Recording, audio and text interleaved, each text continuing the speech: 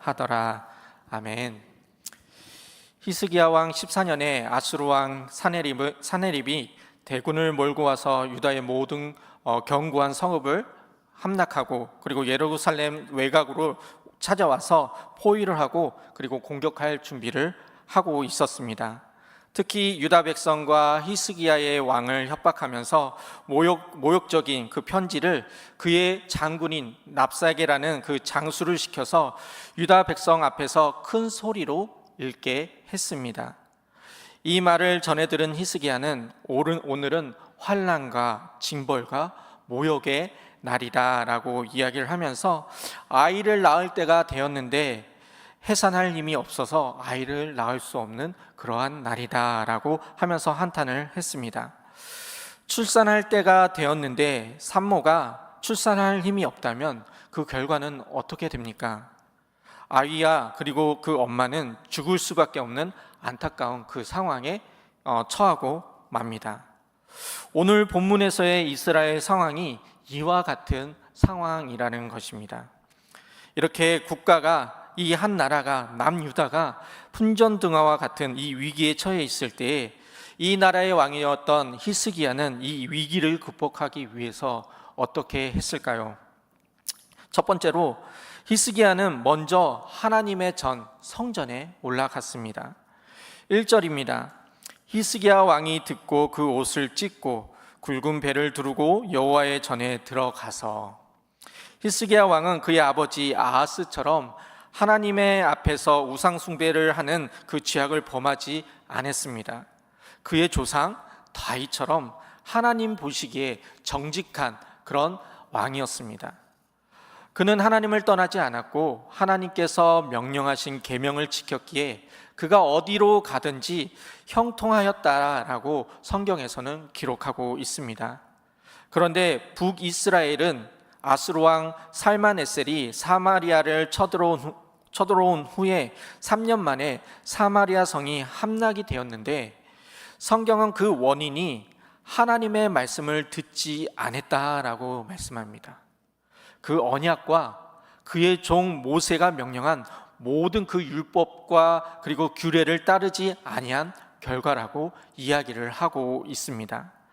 그런데 사마리아를 점령한 아수르가 그곳에서 그냥 멈추지 않고 이제는 계속해서 예루살렘을 위협하기 위해서 남유다를 점령하기 위해서 예루살렘으로 갔습니다. 아수르가 북이스라엘에 이어서 이제 유다 예루살렘을 공격한 이유는 유다가 아수르에게 조공을 바치지 않고 오히려 그들을 배반하고 애굽을 의지하였기 때문이라고 말씀하고 있습니다. 이것을 괘씸하게 여긴 아수르 왕은 무려 18만 5천 명이라는 대군을 이끌고 유다를 공격한 것입니다. 이 소식을 들은 히스기야 왕은 어떤 대국이나 이 군사력을 의지하지 않았습니다. 그가 먼저 했던 일은 군사를 재편성하고 모으는 일이 아닌 하나님의 성전에 올라가는 것이었습니다. 이 모습을 보면 히스기야 왕의 그 신앙을 엿볼 수 있는 바로 그러한 장면인 것을 우리가 알 수가 있습니다. 우리가 인생의 길을 걸어갈 때 생각지 못한 어려움과 환난을 만날 때가 있습니다. 그러면 우리가 어떻게 하는 것이 바로 그리스도인으로서 올바른 모습일까요?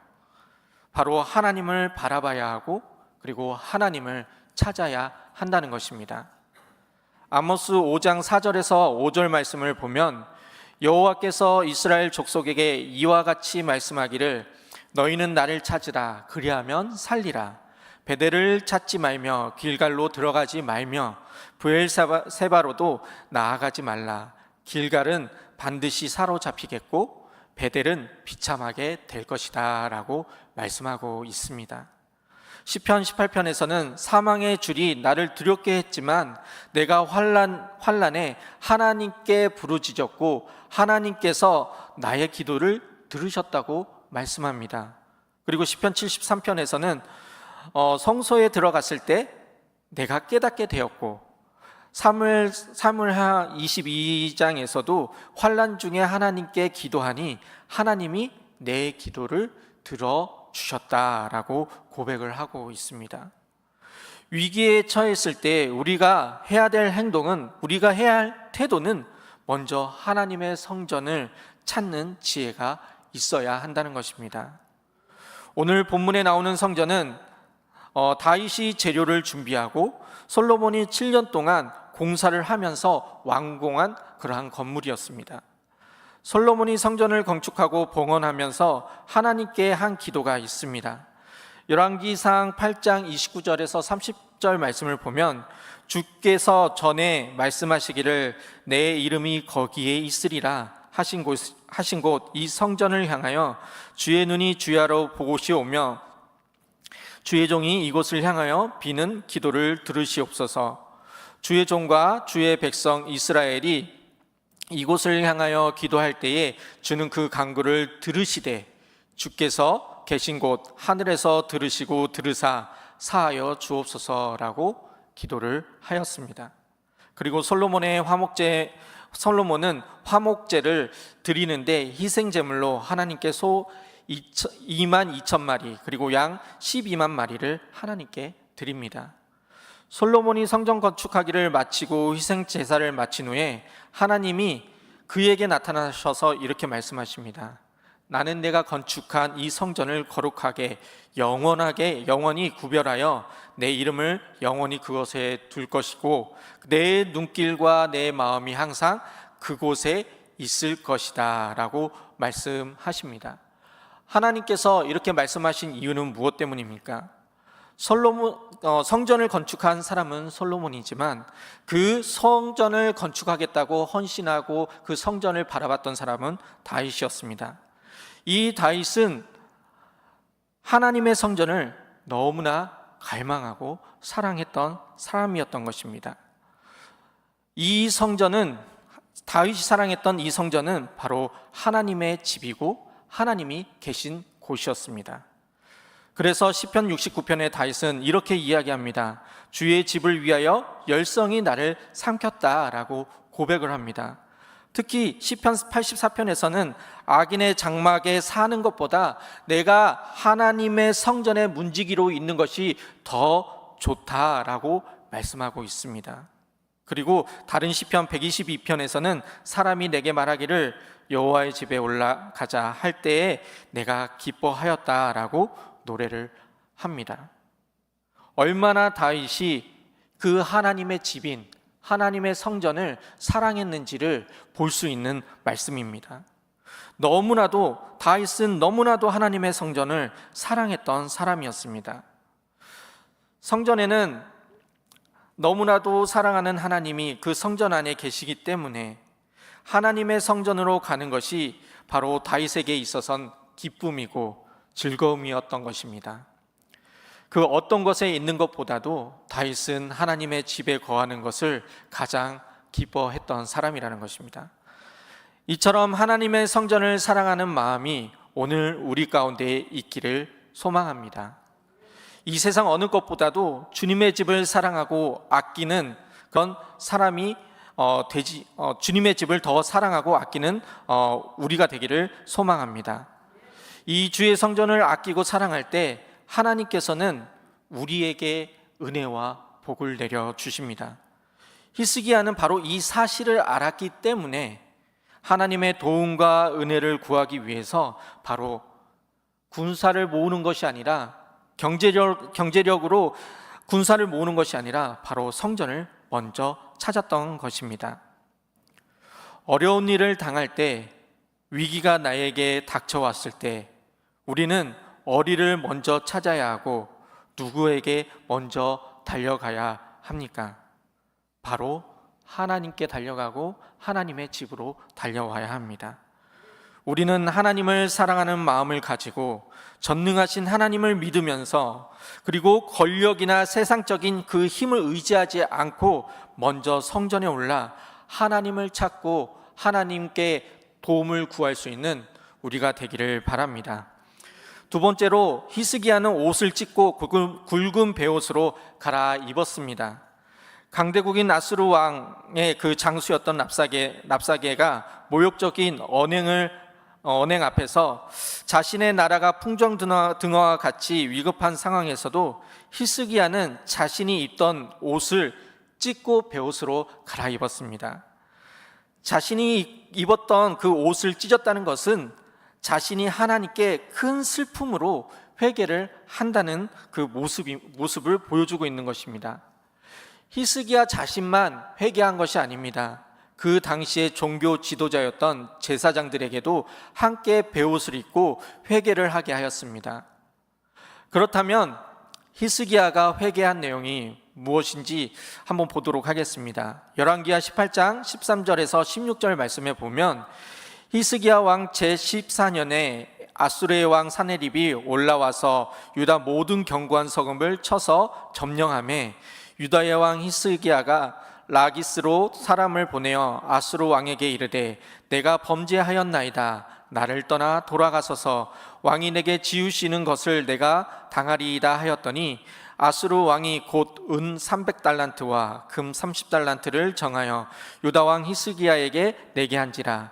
히스기야가 이에 여호와의 성전과 왕궁 곳간에 있는 은을 다 주었고 또 그때에 유다 왕 히스기야가 여호와의 성전 문의 금과 그리고 자기가 모든 기둥에 입힌 금을 벗겨서 모두 아수르 왕에게 주었다라고 말씀하고 있습니다. 아수르 왕 사네립이 유다의 견고한 성읍 유다를 모두 점령하고 위협을 하자 히스기야는 두려웠습니다. 그리고 비굴하게 사네립 왕이 원하는 것을 그 곡물을 바치게 되었습니다.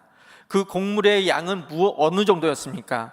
은 300달란트와 금 30달란트 그리고 여호와의 성전과 왕궁 곳간에 있는 모든 은을 다 주었고 그리고 심지어 성전 문에 있던 그 금과 그리고 기둥에 입혔던 금을 벗겨서 아수르 왕에게 주었던 것입니다. 이때 하나님께서는 이스라엘 선지자를 통해서 히스기야에게 두려워하지 말고 싸울 것을 명령하지만 아수르를 두려워한 나머지 히스기야 왕은 하나님의 말씀을 듣지 않고 불순종하게 되었던 것입니다. 그 후에 어떻게 되었냐면 더 강력한 군사를 이끌고 와서 아수르 왕의 그 장수 랍사게가 위협한 것이었습니다. 모욕적인 그 편지를 읽게 만든 것입니다. 랍사게의 이 편지의 내용을 보면 열왕기하 18장 17절에 랍사게가 교묘한 방법으로 심리전을 펼치는 것을 볼 수가 있습니다. 그 내용은 이렇습니다. 첫 번째로 애굽을 의지해도 소용이 없다는 것입니다. 두 번째로는 히스기야가 산당을 허물었으니 너희 하나님 여호와 하나님이 도와주겠냐고 하면서 내부 분열을 선동을 하였습니다. 세 번째로는 유다를 치는 것이 하나님의 뜻이라고 이렇게 내세우고 있는 것입니다. 그러면서 너희 가운데 말을 탈 수 있는 사람이 있느냐? 그리고 히스기야의 말을 듣지 말고 아수르 왕에게 항복하고 나오라고 유다 말로 말하면서 백성들의 사기를 떨어뜨리려는 아주 고도의 심리전을 펼치고 있는 것을 볼 수가 있습니다. 그리고 민족의 신들이 자신의 아수르 왕의 손에서 건져낸 신이 없다라고 이야기하면서 너희가 믿는 여호와가 너희를 구원할 수 있느냐, 너희를 건져낼 수 있느냐라고 위협을 한 것입니다. 이러한 위협과 협박에 대하여 이스라엘 백성들의 행동은 어떠했을까요? 한마디도 대답하지 않았습니다. 그 이유는 히스기야 왕이 아무것도 대답하지 말라고 명령을 했기 때문입니다. 히스기야가 옷을 찢은 것은 그가 1차 위협 시 하나님의 말씀에 불순종한 그 결과로 더 큰 위기가 왔기 때문입니다.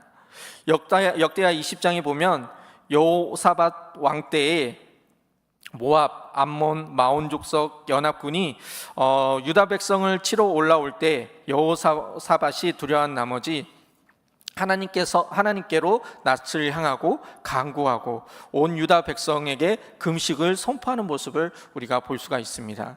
그리고 여호와의 전 뜰 앞에서 온 유다와 그리고 그들의 아내와 자녀와 어린 아이들까지 여호와 앞에 서서 하나님께 기도하게 함으로 적군을 물리치고 승리하는 모습을 우리가 볼 수가 있습니다. 히스기야는 지금 이 모든 위기가 자신에게 왔음을 시인하고 있는 것입니다. 그렇기 때문에 서로의 의견이 분열되지 않도록 어떤 도발에도 침묵하게끔 명령을 하였던 것입니다. 나라에 재난이나 환란이 올 때 또한 지도자의 자세가 중요한 것을 또한 여기서 알 수가 있습니다. 히스기야 왕처럼 자신을 각자의 위치에서 돌아보고 회개하는 겸손한 마음을 가져야 한다는 것입니다. 요엘서 2장 12절에서 13절 말씀을 보면 이렇게 말씀합니다. 여호와의 말씀에 너희는 이제라도 금식하고 울며 애통하고 마음을 다하여 내게로 돌아오라 하셨나니 너희는 옷을 찢지 말고 마음을 찢고 너희 하나님 여호와께로 돌아올지니라. 지금이라도 금식하고 내게로 돌아오라. 옷을 찢는 것이 아니라 너의 마음을 찢고 너희 하나님 여호와께로 돌아오라 라고 말씀하고 있는 것입니다. 열왕기하 19장 3절에서는 그들이 이사야에게 이르되 히스기야의 말이 오늘은 환난과 징벌과 모욕의 날이라 아이를 낳을 때가 되었으나 해산할 힘이 없도다 라고 합니다. 오늘 당한 환난을 히스기야 왕의 시각으로 보았을 때 환난과 징벌과 모욕의 날로 보았습니다. 징벌이란 말은 하나님의 징계를 나타낼 때 사용하는 말입니다. 왜 이러한 날이 유다에게 히스기야에게 왔습니까? 바로 하나님의 말씀에 불순종했기 때문입니다. 여호와께서 이제라도 금식하고 울며 애통하고 마음을 다해 돌아오라고 하실 때 그 마음을 찢고 하나님께로 돌아가고 하나님 말씀에 항상 순종하며 살아갈 수 있는 우리가 되기를 소망합니다. 세 번째로는 하나님을 의지하고 기도하였습니다. 열왕기하 19장 14절에서 15절 말씀을 보면 히스기야가 사자의 손에서 편지를 받아보고 여호와의 성전에 올라가서 히스기야가 그 편지를 여호와 앞에 펴놓고 그 앞에서 히스기야가 기도하여 이르되 그룹들 위에 계신 이스라엘의 하나님 여호와여 주는 천하 만국의 홀로 하나님이시라 주께서 천지를 만드셨나이다 라고 말씀합니다. 그리고 16절에 여호와여 귀를 기울여 들으소서 여호와여 눈을 펴서 떠서 보시옵소서 사네립이 살아계신 하나님을 비방하러 보낸 말을 들으시옵소서 라고 이야기를 합니다. 히스기야가 아수르 그 사네립 군대가 온다는 소식을 듣고 자신과 그리고 정치하는 신하들, 종교 지도자들과 함께 기도할 뿐만 아니라 곧바로 하나님의 종 이사야에게도 대신을 보내서 국가를 위해서 함께 기도해 줄 것을 요청하는 것을 볼 수가 있습니다. 그리고 하나님께도 우리를 도와달라고 하나님을 모욕하는 저 사람들의 이야기를 들어달라고 이야기하는 모습을, 기도하는 모습을 볼 수가 있습니다. 6절과 7절을 보면 이사야는 너는 아수르 왕의 신복에게서 들은 말로 인하여 두려워하지 말라. 그가 본국에 돌아가서 칼에 죽게 하리라 라고 이렇게 말을 하였습니다.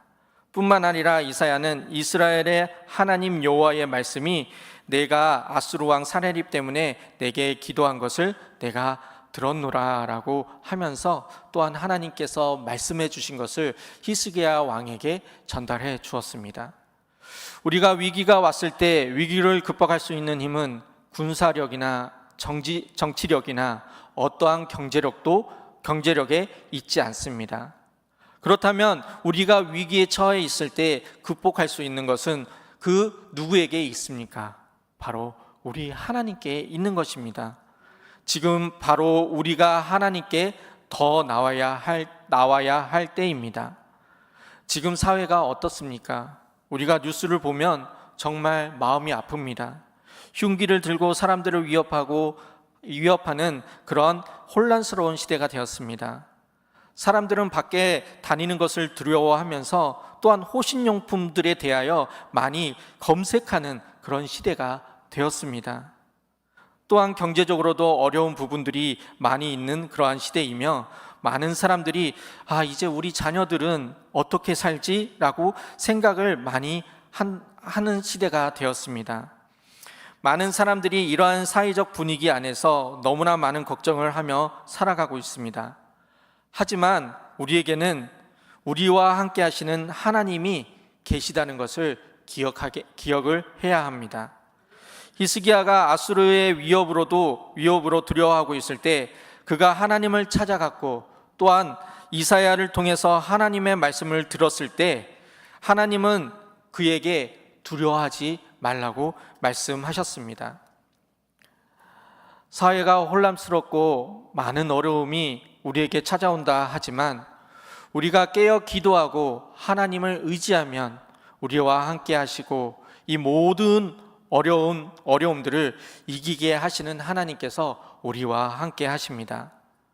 우리의 불순종한 죄를 고백하고 맞닥뜨린 문제를 들고 하나님께 나아갔을 때, 기도했을 때에 하나님은 우리와 함께 해주시고 우리의 모든 문제를 해결해 주신다는 것을 믿으며 주님을 더욱 찾고 주님을 붙잡고 주님 전에 나와 주님과 함께 동행하며 살아갈 수 있는 믿음의 자녀들이 되길 소망합니다. 이 시간 함께 찬양하며 기도하도록 하겠습니다.